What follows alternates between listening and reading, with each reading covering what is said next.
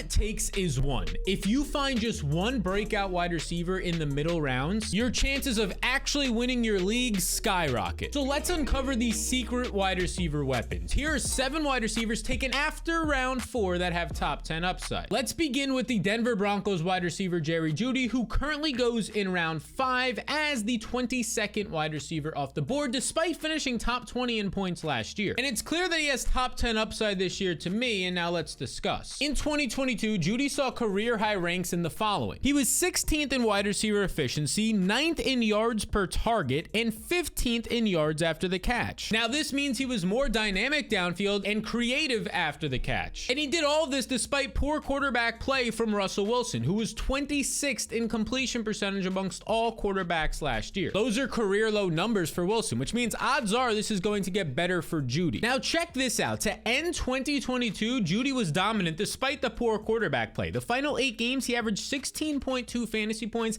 and 6.6 targets per game. But in week 10 against the Titans, Jeudy only played 1% of the snaps. He played 1 snap and then got injured. So if you take out this game, he would have averaged 18.3 points on 7.9 targets per game. Jeudy was a top 15 wide receiver during this time. And now his competition really isn't all that alarming. I mean, his biggest threat is going to be a guy in Courtland Sutton, who I think could definitely have a bounce back season this year, but last year he was inefficient. It was Jeudy as the wide receiver 1, Sutton 50th in yards per route run, aka his wide receiver efficiency. Then there's Tim Patrick, who's coming off an ACL tear and he's turning 30 this year, which isn't a great combo for production. And this is what the former Penn State wide receiver KJ Hamler has done his last 2 seasons, just 12 total receptions because he can't stay healthy or get on the field. And you could even go down to guys like Marvin Mims, who were a somewhat early round draft pick this year, but he's buried on this depth chart. The point being is Jeudy has top 10 upside this year, and so does this next guy. And that would be Terry McLaurin, who currently goes in round 5 as the wide receiver 25, the latest he's gone in the last 3 years. Which is interesting when you consider that he's actually coming off of a career year in terms of receiving yards with 1,191. All right, so let's dive in because McLaurin has been a pro for 4 years now. And during this time, his fantasy point per game average is the wide receiver 25, so a top 25 receiver. And he's earned 120 plus targets in 3 straight seasons. He's one of only 10 receivers to do that. But that's not all, because McLaurin also earned career high efficiency last year, which is extremely impressive when you consider his catchable target rate. He ranks 70th in this category. 29% of his targets weren't even catchable. So here's what you need to know. Point blank, simple as this, McLaurin's quarterback situation is not great. It's going to be one of these 2 players, second-year player Sam Howell or the veteran Jacoby Brissett, who as of right now is apparently pushing very hardly to be the starter in camp. And honestly, it can't get much worse than last year when the Commanders ranked 30th at the quarterback position in accuracy. And the good news is that if Jacoby Brissett earns the starting job, he's coming off of career high efficiency seasons in terms of accuracy in back-to-back years. His completion percentage 2 years ago, 62.7% was a career high, then sets another career high last year with 64%. So he's actually getting better with more experience. And one more thing is that McLaurin hasn't topped 5 touchdowns in 3 straight seasons. And you can see that right here. He's never actually had more than 7 in his career. So if he just has 1 year of good touchdown efficiency and touchdown luck of like 7 or 8 touchdowns, he is going to inch his way towards the top 10. Now his wide receiver room, his competition for targets isn't that much. I mean, there's no elite pass catching running backs here or tight ends. It comes down to these 2 guys right here, Jahan Dotson and Curtis Samuel. Now I think Dotson is fantastic, a breakout candidate, elite route runner, and he might actually limit some of McLaurin's upside. But McLaurin is still more talented. And in terms of Curtis Samuel, he's never been anything more than a wide receiver 3 in real life or fantasy football. At best, a wide receiver 2. All right, now let's discuss Christian Kirk. This Jacksonville wide receiver currently goes in round 5 of fantasy drafts, and he is the best 5th round pick in fantasy football. He just broke out this past year. See for yourself. In 2022, Kirk saw 1,108 yards, 133 targets, and he was number 22 in wide receiver efficiency, all career highs. He actually finished top 20 in wide receiver points last year, 18th overall. However, he now goes as the 27th wide receiver in drafts after guys like DJ Moore. And now this is a mistake because he's still Trevor Lawrence's number 1 wide receiver. And Lawrence last year in just his 2nd year was top 10 in quarterback efficiency. And this is a metric that only improves with more experience, meaning Lawrence is going to continue to get better. And Trevor Lawrence really trusted Christian Kirk. If you look at week 18 and then the 2 playoff games in the 19th and 20th week against Tennessee, the Chargers, and KC, Kirk averaged in these games 12 targets, 7 catches, and 76 receiving yards. He was the clear number 1 receiver for Trevor Lawrence. Now, the reason he goes so much later is there is a good amount of competition here. One big name that a lot of people are taking above Kirk is Calvin Ridley, who hasn't played football in 20 months, did not play at all last year, and is now approaching 29 years old. And also, the last time we saw him, he was extremely inefficient, so I don't think this is someone we have to worry about breaking the trust that Lawrence has in Kirk. Now, Zay Jones and Evan Ingram are also there, so it is going to be a challenge for Kirk to finish top 10 like it is for any player, but he has the overall volume and skill set to do it. So Kirk goes as the wide receiver 27, but for me, he's my wide receiver 21, and I have him about 15 to 20 spots ahead at the overall positional rankings right now in the fantasy blueprint. More on the fantasy blueprint later, but if you want to acquire yours right now, check the link in the description. Okay, so the Cardinals released DeAndre Hopkins, which means Marquise Brown goes from being somebody I did not want to have any pieces of to being somebody who has top 10 upside. Let me explain. Brown started 2022 off extremely strong. Over his first 6 games, he averaged 18.3 fantasy points on 10.7 targets per game. He was actually a top 5 fantasy wide receiver during this time, right next to Justin Jefferson, Tyreek Hill, and ahead of Jamar Chase. But unfortunately for Hollywood Brown, things got much worse and took a turn for the worse after week 6. As you can see right here, on October 16th of 2022, he ended up fracturing his foot and he would not play for the next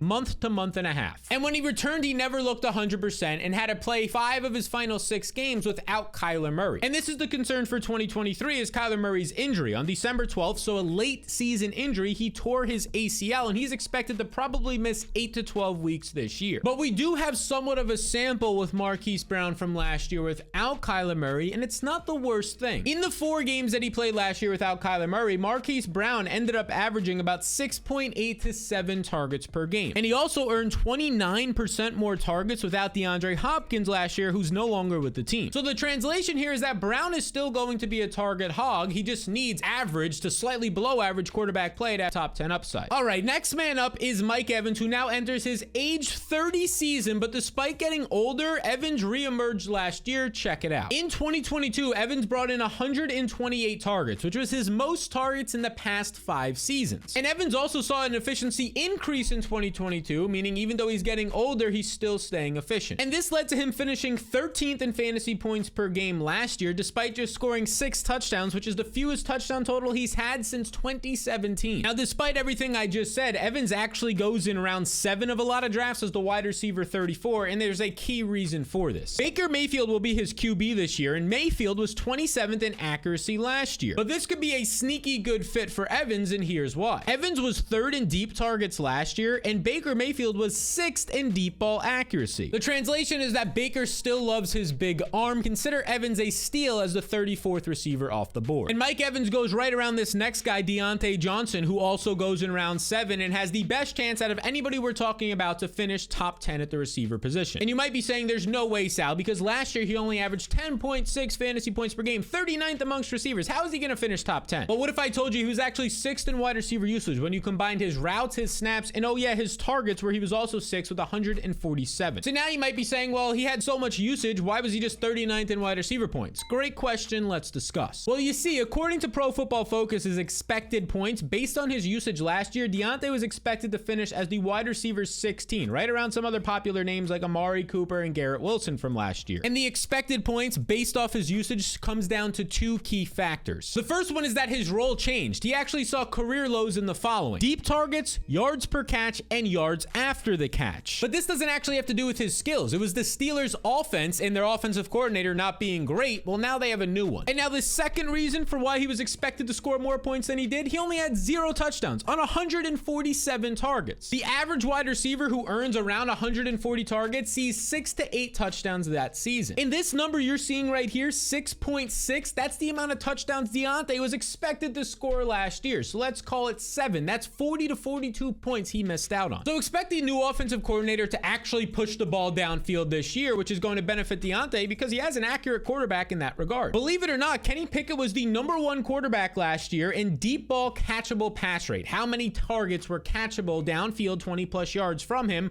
He was #1 in this category on 40+ attempts. And look, Diontae is still in his prime. As of this recording, he's 26 years old. And since the start of 2020, we've talked about this stat in other videos, but if you're not familiar, he is top 5 in total targets with only studs like Devontae Adams, Stephon Diggs, Justin Jefferson, and Tyreek Hill ahead of him. He has 460 targets during that time. Quite simply, Diontae Johnson is my most drafted player as of right now, and you should be getting him as well. And speaking of players you need to target, let's talk about Chris Evans. He's he's worth a conversation, and I know we already discussed his teammate Mike Evans, so you understand the quarterback situation. Now, you shouldn't expect both of these guys to have a top 10 season with Baker Mayfield. If I had to pick one, I would pick Chris Godwin. I currently have Chris Godwin ranked as my wide receiver 19 this year, compared to Mike Evans as my wide receiver 25, so a somewhat significant gap between them. Yes, I'd rather Godwin. And those rankings are actually in my fantasy blueprint, which if you want to win your fantasy league and beat your friends, take home a fantasy championship, well, the blueprint is for you, because it has all the tools and analysis, those rankings being just a small piece of the puzzle that you need to do exactly that, win your league. And here's the limited time offer for you. If you don't make your fantasy playoffs, I'll refund your payment for the guide, between $5 or $10 depending on when you're watching this. So click the link in the description below to go get your fantasy blueprint. Not now, but right now. The link below will take you to a page that gives you the options to acquire the blueprint, so just check it out right now. All right, so I mentioned that I have Chris Godwin as my wide receiver 19. Well, he goes as the wide receiver 29 in drafts right now, so he's an absolute steal. This is too late based off of his talent and ability to get open, because in 2022 he was 6th in yards after the catch, 10th in targets per game, and top 10 versus man coverage. And these numbers are independent of your quarterback. They're based on his ability to get open and create yardage after the catch. And it's worth mentioning that Baker Mayfield's career starting slot receivers earn 36% more points than any other outside receiver. And this is fantastic news for Chris Godwin, who ranked 4th in slot snaps last year and was tied with Christian Kirk for the most slot receptions at 74. So expect Godwin to be Baker's primary target. And Godwin was already a top 15 wide receiver last year despite having just 3 receiving touchdowns. If that goes up to 5 to 7 to 8, he's gonna be a top 10 receiver, and he goes in the 6th round. So these are 7 wide receivers that go after round 4 but have top 10 upside, so less people are talking about them. But if you want to see 5 players that nobody is talking about but you should draft, well, check out this beautiful video right over here. Now, if you enjoyed this video and want even more information to beat your friends, well, be sure to hit the subscribe button so you know when our latest content drops.